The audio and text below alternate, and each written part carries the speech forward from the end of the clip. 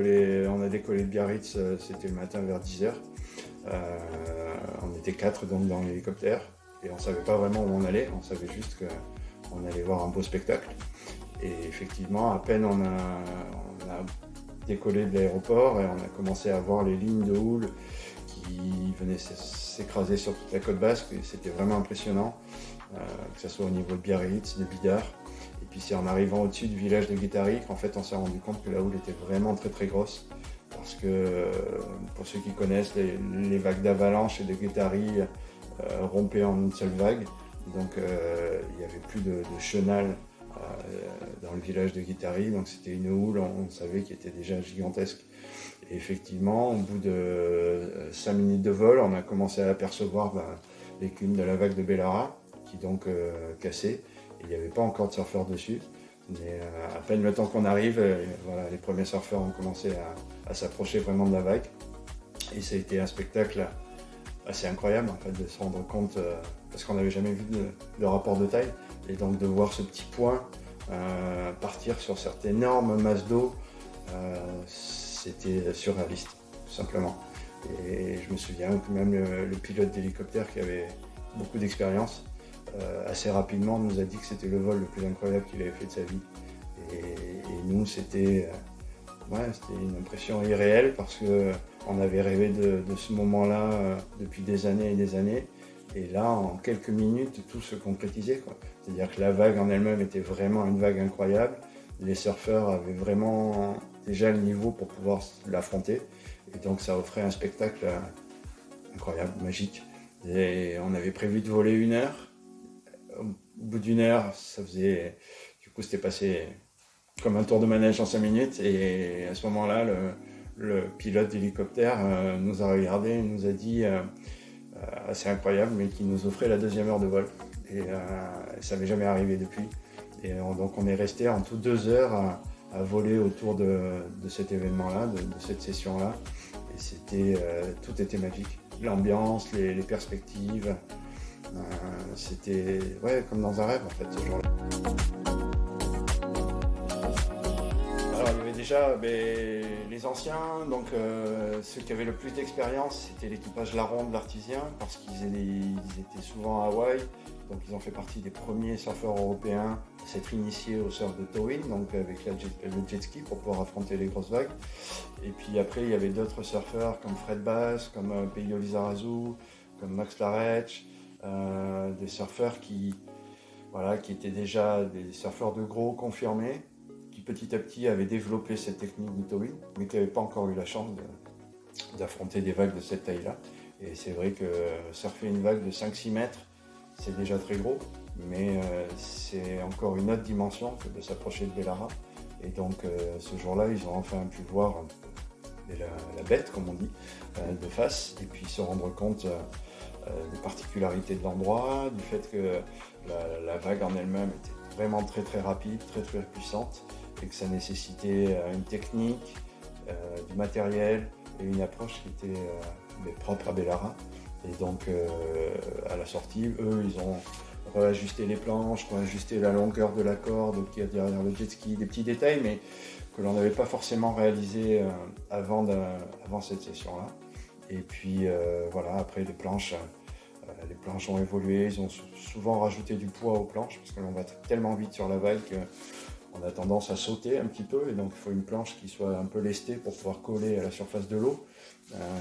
Et puis après aussi, au fur et à mesure, on s'est rendu compte qu'il allait y avoir une notion de sécurité importante à mettre en place, que ce soit pour suivre les surfeurs, mais aussi pour encadrer toute la session en elle-même.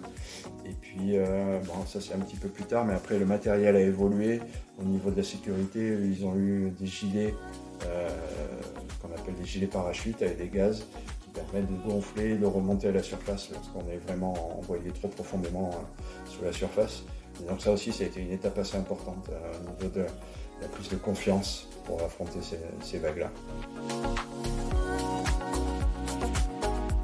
C'est une masse d'eau de plusieurs tonnes qui avance à une vitesse phénoménale, parce que la houle en fait est beaucoup plus rapide qu'ailleurs, parce qu'elle n'a pas encore été freinée par ce qu'on appelle le plateau continental. C'est-à-dire que l'eau est très profonde autour de Bellara, donc la houle est en pleine vitesse, Et puis Bellara, c'est en fait un rocher sous-marin qui remonte comme un petit volcan, et c'est ça qui fait déferler la houle. Donc la houle arrive à pleine vitesse et tout d'un coup, elle déferle. Et donc c'est une houle très rapide, très grosse, très puissante, et avec un bruit qui ressemble à un moteur d'avion un peu. Donc quand tout ça se réunit avec les montagnes derrière, la lumière qui est souvent, parce qu'on y va par des journées où il y a vent du sud, donc c'est une lumière très particulière, tout ça fait qu'en fait c'est un spectacle, comme je disais tout à l'heure, qui ressemble à aucune autre vague et qui fait que on se sent transporté dans un monde un petit peu parallèle, dans un monde qui est un peu comment dire, abstrait, parce qu'on perd tous nos repères que l'on a normalement dans l'océan. Et c'est pour ça aussi qu'il faut avoir beaucoup de respect et de recul par rapport à la vague. Il ne faut pas se laisser griser par l'endroit, parce qu'on peut très vite être remis à sa place. Et être remis à sa place à Bellara, c'est prendre une vague sur la tête, ça veut dire, comme je disais, c'est prendre des tonnes et des tonnes d'eau, être envoyé à 10-15 mètres de fond en quelques secondes. Généralement, c'est les tympans qui éclatent aussitôt. Et puis 30, 40, 50 secondes dans une machine à laver qui est juste mortelle, quoi. Donc, ouais, il faut pas jouer, quoi. Ceux qui y vont, ils savent ce qu'ils font.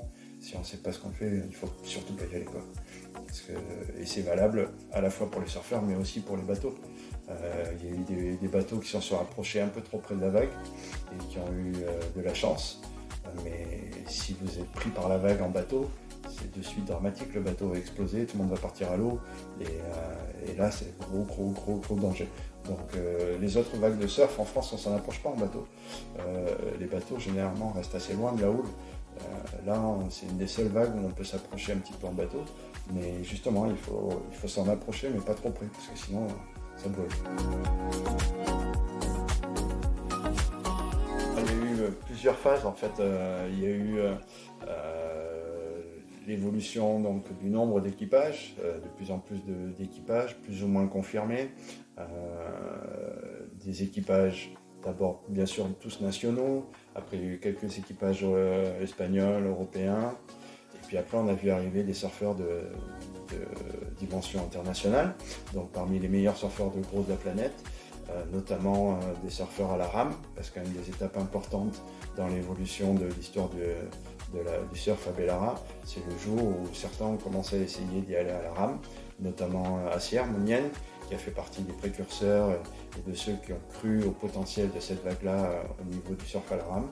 Et donc ça a été une étape très importante, parce que l'arrivée de ces surfeurs étrangers nous a confirmé qu'eux aussi, ils voyaient un potentiel intéressant, et qu'on pouvait placer Bellara dans le podium des vagues de gros dans le monde.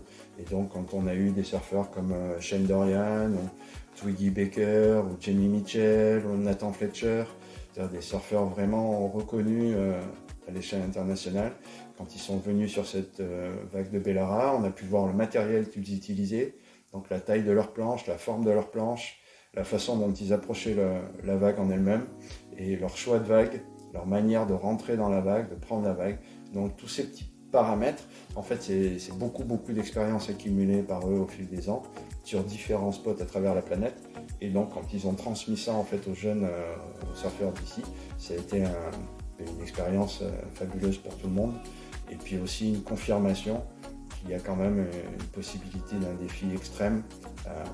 Pour moi, le défi le plus extrême, c'est celui-là, c'est celui d'oser affronter cette vague à la rame, sachant que c'est un défi démesuré, avec une prise de risque incroyable, qui est bien sûr pas du tout accessible pour la majorité des surfeurs de la planète, mais pour quelques personnes qui sont vraiment préparées et motivées par ce défi-là, il y a une possibilité incroyable en fait de vivre une expérience fabuleuse qui peut se transformer, si ça se passe pas bien, en mauvaise expérience, mais c'est ce qui fait aussi la particularité de ce sport. C'est-à-dire qu'on n'est jamais sûr de rien, on part dans un défi en espérant le réussir, mais en sachant qu'on peut se rater, comme on dit aussi. Donc c'est cette ambivalence entre le désir, mais en même temps un peu l'appréhension, qui fait que cette approche du surf à la rame a apporté une nouvelle dimension en fait au spot de Bellara.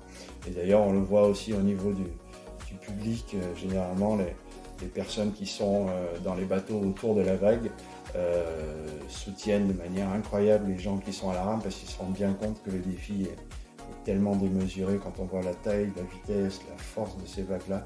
Oser les affronter simplement à la force des bras, c'est quelque chose qui paraît complètement fou, qui, lorsqu'il est réussi, et pour moi, oui, c'est le summum de ce que l'on peut faire avec une planche de surf dans l'océan, je trouve.